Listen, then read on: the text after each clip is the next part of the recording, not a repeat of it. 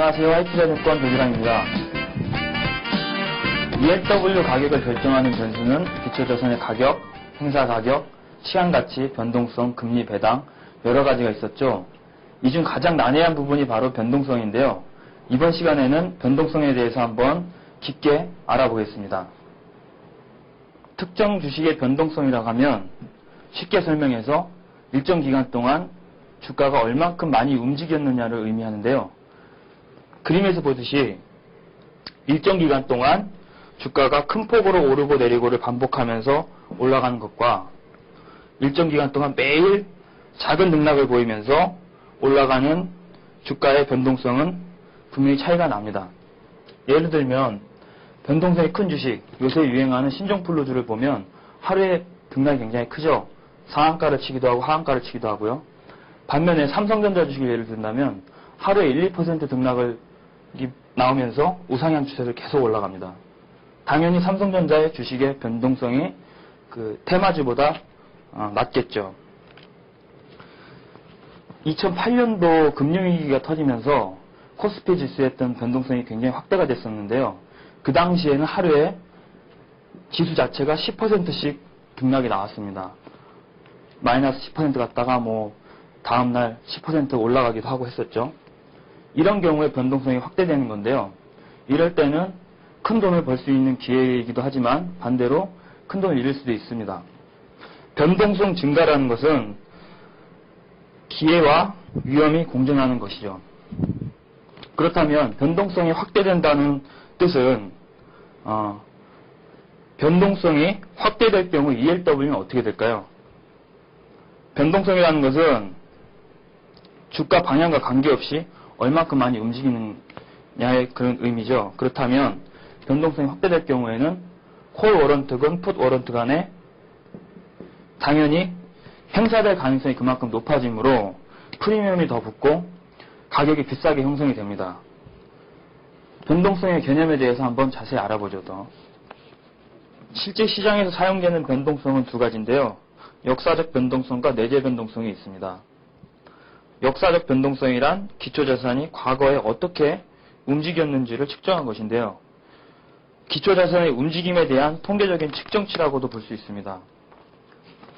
이렇게 구해진 역사적 변동성은 가장 구하기 쉬운 장점이 있는 반면에 과거가 미래를 의미하지 않기 때문에 미래의 가치를 반영하지 못한다는 단점도 있습니다. 다음은 내재 변동성인데요. ELW는 기초자산의 변동성이 클 것으로 예상될수록 가격이 비싸집니다. ELW의 시장 가격으로부터 투자자들이 예상하는 변동성 수치를 계산할 수가 있는데 이것이 바로 내재 변동성입니다. 내재 변동성은 실제 ELW 가격을 ELW 가격 계산 공식에 대입해서 산출된 변동성 수치입니다. 일반적으로 내재 변동성이 역사적 변동성보다 높으면 투자자들이 기초자산의 변동성이 미래에 증가할 것으로 예상하는 것으로 판단할 수 있습니다. 실제 시장에서 거래되고 있는 지수 ELW 상품을 예를 들어 보겠습니다. 현대 9114 코스피 콜인데요. 행사 가격이 205포인트, 그리고 현재 지수가 210포인트, 전환 비율이 100, ELW 가격이 730원이라고 할 때 우리는 ELW 가격 730원을 가지고 이론가 계산기를 통해서 내재 변동성을 구할 수가 있습니다. 730원일 때 내재 변동성이 20이 나왔는데요. 이 의미는 ELW 가격을 결정하는 변수가 행사 가격, 기초자산 가격, 시간 가치, 변동성, 금리 배당 이렇게 있는데 중요한 행사 가격은 일단 고정이 되어 있죠.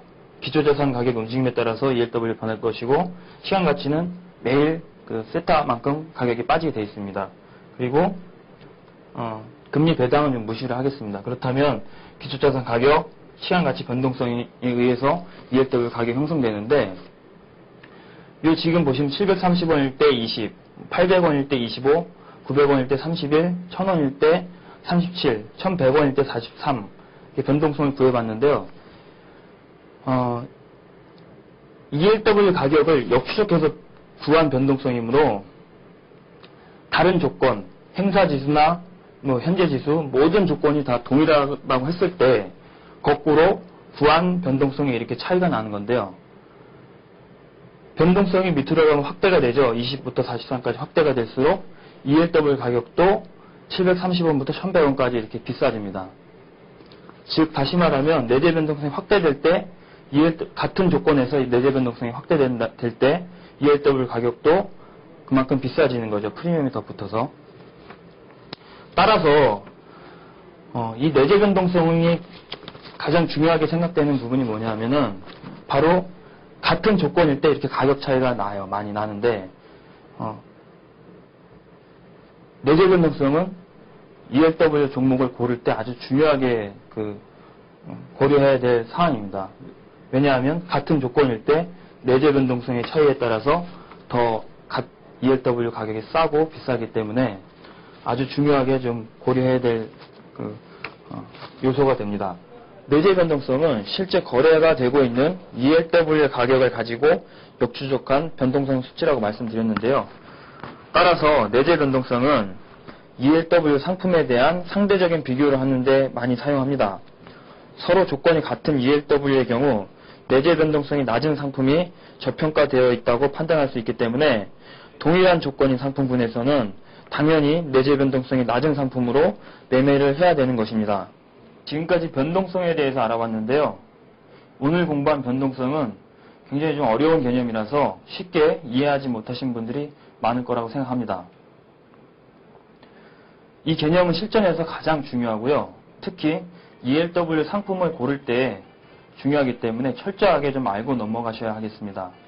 다음 시간에는 민감도 지표와 그리고 기타 용어에 대해서 알아보는 시간을 갖도록 하겠습니다. 지금까지 하이투자증권 조규람이었습니다. 감사합니다.